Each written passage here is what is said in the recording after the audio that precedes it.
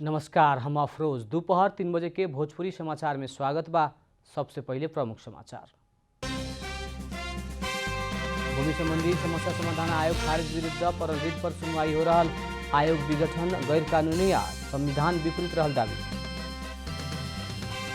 नेपाली कांग्रेस के वरिष्ठ नेता रामचंद्र पौडेल द्वारा अपना निकट केंद्रीय सदस्य सबके भेला आह्वान। दोपहर 3 बजे महामंत्री शशांक कोइराला निवास महाराजगंज में बैठक बैठ रहा। कंचनपुर के बैजनाथ आधारभूत विद्यालय सुदूरपश्चिम प्रदेश के नमूना विद्यालय के रूप में स्थापित हो रहा। प्राविधिक युक्त पठन पाठन शुरू भइला बाद विद्यार्थी थप आकर्षित।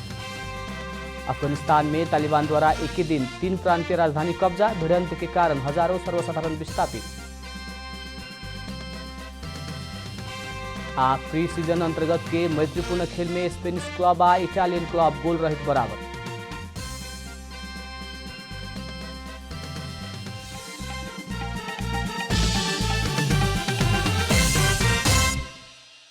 अब पूरा समाचार। भूमि संबंधी समस्या समाधान आयोग खारिजी विरुद्ध सर्वोच्च अदालत में परल रिट पर आज सुनवाई हो रहा बा। न्यायाधीश ईश्वर खतिवड़ा के इजलास में पेशी तोकल उ मुद्दा में विगठित आयोग के अध्यक्ष देवी गेवाली सहित अधिवक्ता प्रवेश केसी लगायत के रिट भी आज हुए एक ठाउँ में राखे सुनवाई हो रहा बा। आयोग विघटन गैर कानूनी आ संविधान विपरीत रहल दावी करत उत्प्रेरणा के आदेश से बदर करे खातिर मांग कइल गेल बा। ये बीच खतिवड़ा के ही इजलास में लुम्बिनी के जसपा से पदमुक्त कराइल गई 3 गो प्रदेश सभा सदस्य के रिट ऊपर भी आज वे सुनवाई हो रहा बा। मुख्यमंत्री शंकर पोखरेल नेतृत्व के सरकार में सहभागी भइल विजय यादव, संतोष पांडे आ कमला पांडे के जसपा कार्रवाई करके पदमुक्त कैले बा। इससे पहले 2 बेर स्थगित भइल मुद्दा में आज सुनवाई हो रहा बा।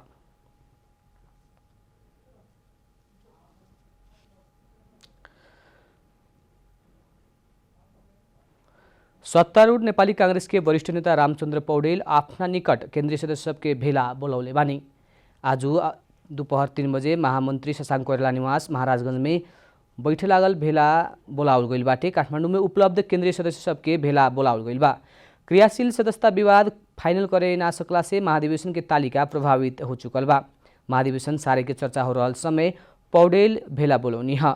महाधिवेशन अन्योल में पड़ला के बाद सभापति शेरबहादुर देउवा के समय में ही महाधिवेशन करे खातिर दबाव देव खातिर पौडेल समूह केंद्रीय सदस्य के भेला बोलाओ जनौले बा। ऐसे ही पौडेल समूह के जिला सभापति सब के भेला भी काठमांडू में चल रहा बा।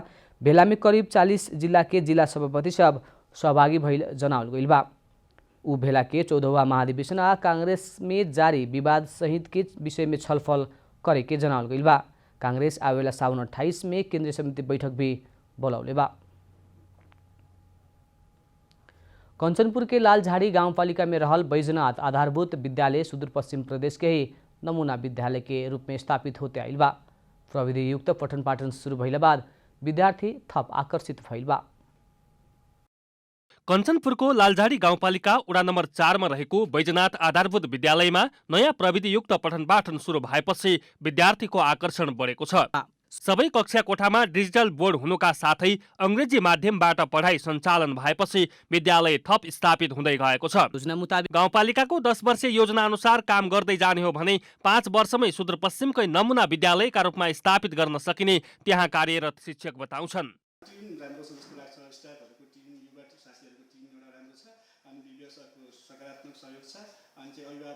सचेत भएको हुन् कि भन्ने जस्तो लाग्छ र हाम्रो जुन अहिले एउटा नयाँ प्रविधि युक्त एउटा विद्यालय बनाउने जुन हामीले अभिलाषा राखेका छौँ र अहिले प्रविधि मैत्री विद्यालय बनाउने कुराहरूले गर्दाखेरि पनि हाम्रो विद्यालय अरूभन्दा अलिकति फरक छ जस्तो लाग्छ।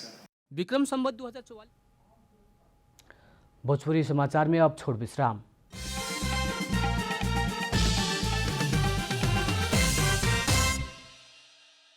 भोजपुरी समाचार में अब थप समाचार। तनहुँ में आज सवेरे बस दुर्घटना भइला से 7 जने घायल भइल बा। तनहुँ के ब्यास नगरपालिका वार्ड नंबर 5 कंटार स्थित पृथ्वी राजमार्ग सड़क खंड में ग1 ख 4215 नंबर के बस दुर्घटना भइला से 7 जने घायल भइल ह। दुर्घटना में तनहुँ ब्यास नगरपालिका 10 के 29 वर्ष के अप्सरा पौडेल के अवस्था गंभीर रहल प्रहरी जनौले बा। दुर्घटना में पोखरा के 50 वर्ष के नवीन कुमार केसी, तनहुँ म्याग्दी के 35 वर्ष के दीपक विक्क, उनकर 11 वर्ष के बेटा विश्वास विक्क, म्याग्दी के ही 80 वर्ष के आइतमाया नेपाली, तनहुँ के 28 वर्ष के सबिन ठकुरिया, तनहुँ भानु नगरपालिका 4 के 27 वर्ष के राजकुमार विक्क सामान्य घायल भइल बाड़न। सही अपने अनियंत्रित होकर सड़क से 10 मीटर नीचा गिरल प्रहरी के कहनाम बा। कोरोना वायरस के कारण बहुते जैसन पेशा व्यवसाय अभिन जोखिम में पड़ल बाटे।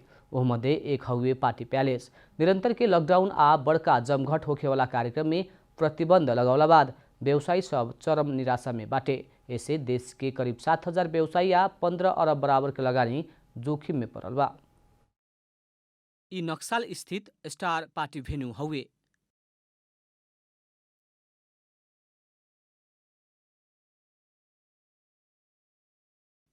कोरोना वायरस फैले से पहले बहुते चलता पुर्जा रहल ई पार्टी पैलेस के गेट में ताला लागल बा। कोरोना के कारण निरंतर के लॉकडाउन से भाड़ा तिरे ना सकला से संचालक सब एकरा के बंद कैले बा।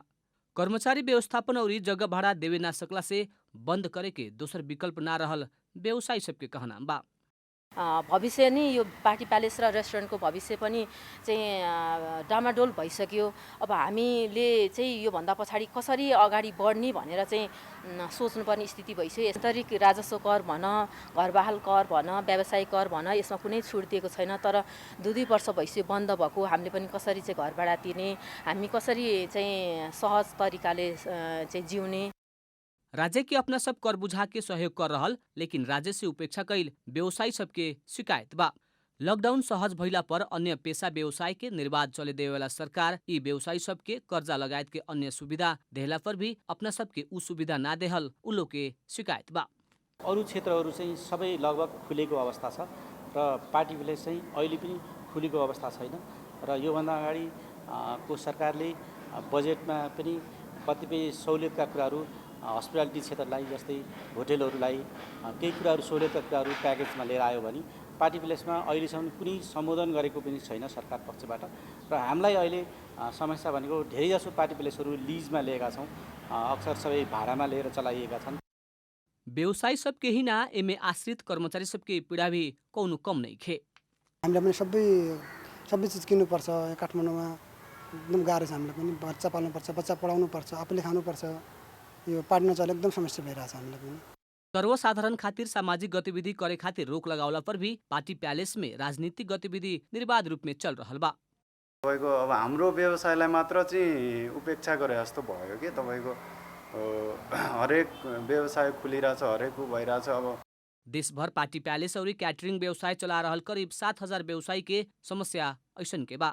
व्यवसायी सब स्वास्थ्य मापदंड के पालना करत व्यवसाय संचालन करे देवे खातिर माग कैले बा।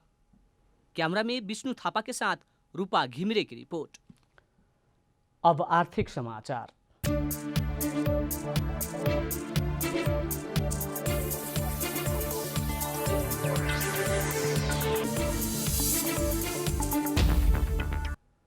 आज सोना के भाव 1,000 रुपया से घटल बाटे। बाजार में छापा वाला सोना प्रति तोला 89,000 रुपया में कारोबार हो रहल नेपाल सुनचादी व्यवसायी महासंघ जनौले बा। एतवार के छापा वाला सोना प्रति तोला 90,000 रुपया में कारोबार भइल रहे। आजू तेजाबी सोना प्रति तोला 88,500 रुपया में कारोबार हो रहल बा। आजू चांदी के दाम 1,215 रुपया में कारोबार हो रहल महासंघ जनौले बा। नेपाली कांग्रेस के सभापति शेरबहादुर देउवा नेतृत्व के संयुक्त सरकार इससे पहले सरकार से घोषणा कैल चूरे क्षेत्र के उत्खनन करके ढुंगा गिट्टी बालू निर्यात करे के काम में रोक लगाव के भइल बाटे। संयुक्त सरकार से एतवार के साझा न्यूनतम कार्यक्रम सार्वजनिक करत पर्यावरण में समस्या उत्पन्न होके के हिसाब से मुनाफा के खातिर प्राकृतिक स्रोत साधन के दोहन होके ना देवे खातिर आपन नीति तथा कार्यक्रम सार्वजनिक कैल। साथ ही जनता के पर्यावरणीय अधिकार तथा जैविक विविधता संरक्षण करे खातिर ठोस कदम उठाओ के भी वर्तमान सरकार के नीति रहल बा। इससे पहले नेकपा एमाले के अध्यक्ष केपी शर्मा ओली नेतृत्व के तत्कालीन सरकार से आर्थिक वर्ष 2078-79 के बजेट मार्फत वातावरणीय प्रभाव मूल्यांकन के आधार में खनिज जन्य ढुंगा गिटी बालू निकासी करके व्यापार घाटा न्यूनीकरण करे के कार्यक्रम सार्वजनिक कैले रहे। भोजपुरी समाचार में अब छोट विश्राम।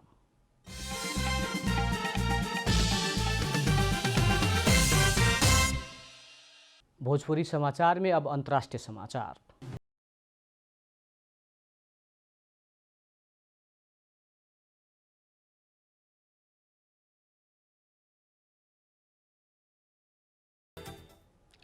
अफगानिस्तान में तालिबान एक ही दिन 3 प्रांतीय राजधानी कब्जा कैले बा। पिछला कुछ दिने ने तालिबान विद्रोही रणनीतिक रूप में महत्वपूर्ण रहल प्रांतीय शहर सब कब्जा कर रहल बा। ग्रामीण क्षेत्र में आपन पकड़ बनौला बाद शहर घुसल तालिबान लड़ाकू कालू उत्तरी शहर कुंदूज सहित सर ए पुल आ तालोकवान में नियंत्रण कायम कैले रहे। इसँगै अभिन तक तालिबान 5 प्रान्तीय राजधानी में कब्जा जमावे में सफल भइल बाटे।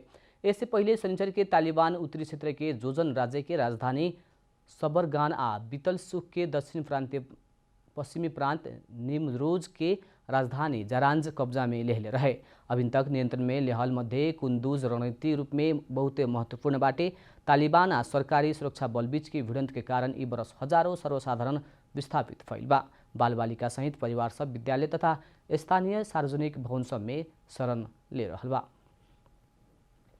अमेरिका के कैलिफोर्निया राज्य में लागल आगी नियंत्रण में लेवे के प्रयास से में अग्नि नियंत्रक सब लागल बाटे। कैलिफोर्निया के विभिन्न क्षेत्र में अभिन 11 गो स्थान में आगलागी लाग रहल बा। डिक्सी आगलागी से ग्रीनविल के ऐतिहासिक गोल्ड रम टाउन ध्वस्त बनौले बा। डढेलो नियंत्रण में लेवे खातिर कुछ हफ्ता लागे के स्थानीय अधिकारी सबके उद्धृत करत बीबीसी जनौले बा। अत्याधिक गर्मी के कारण उद्धार तथा नियंत्रण के काम प्रभावित भइल बाटे। आगलागी जुलाई 13 में से लाग रहल बा। आगलागी के कारण 3 जन बेपत्ता रहल बाटे आ हजारों आदमी के सुरक्षित स्थान में राखल गईल अंतर्राष्ट्रीय संचार माध्यम जनौले बा। पुमास काउंटी के 39% क्षेत्र के बासिंदा भी सुरक्षित स्थान में जायला अधिकारी सब बतौले बा। वैसे ही ग्रीन में फैलल भीषण आगलागी 5 दिन तक में नियंत्रण में आवे ना सकल। आगलागी के कारण एक अग्नि नियंत्रक सहित 2 जने के मृत्यु भइल बा। अब खेलकुद समाचार।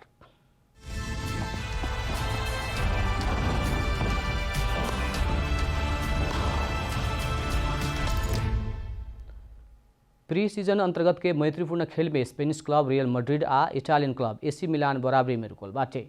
काल रात भइल खेल में real Italian club AC Milan में गोल रहित बराबरी खेलक हुए। ऑस्ट्रिया में भइल खेल में दोनों टोली से मिलल मौका के सदुपयोग करे ना सकल। रियल बॉल पोजीशन में पकड़ जमौला पर भी गोल करे ना सकल। मैत्रीपूर्ण खेल अंतर्गत ही दूसरे स्पेनिश क्लब एथलेटिको मैड्रिड भी पराजित भइल बा। एथलेटिको के डच क्लब फाइनूड 2-1 गोल अंतर से हरौले भा। अंत में प्रमुख समाचार फिर एक बेर। भूमि संबंधी समस्या समाधान आयोग खारिजी विरुद्ध परल रिट पर सुनवाई हो रहल। आयोग विघटन गैर कानूनी आ संविधान विपरीत रहल दावी। नेपाली कांग्रेस के वरिष्ठ नेता रामचंद्र पौडेल द्वारा अपना निकट केंद्रीय सदस्य सबके भेला आह्वान। दोपहर 3 बजे महामंत्री शशांक कोइराला निवास महाराजगंज में बैठक बैठ रहा। कंचनपुर के बैजनाथ आधारभूत विद्यालय सुदूरपश्चिम प्रदेश के ही नमूना विद्यालय के रूप में स्थापित हो रहा। प्रविधि युक्त पठन पाठन शुरू भइला बाद विद्यार्थी थप आकर्षित। अफगानिस्तान में तालिबान द्वारा एक ही दिन 3 प्रांतीय राजधानी कब्जा। भिड़ंत के कारण हजारों सर्वसाधारण विस्थापित। प्री सीजन अंतर्गत के मैत्रीपूर्ण खेल में स्पेनिश क्लब आ इटालियन क्लब गोल रहित बराबर।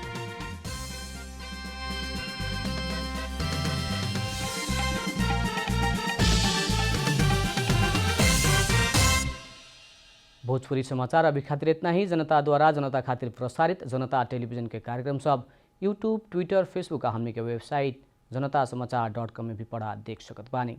सूचना में अपने के सहभागिता, समय में समाचार हमने के प्रतिबद्धता। प्रणाम।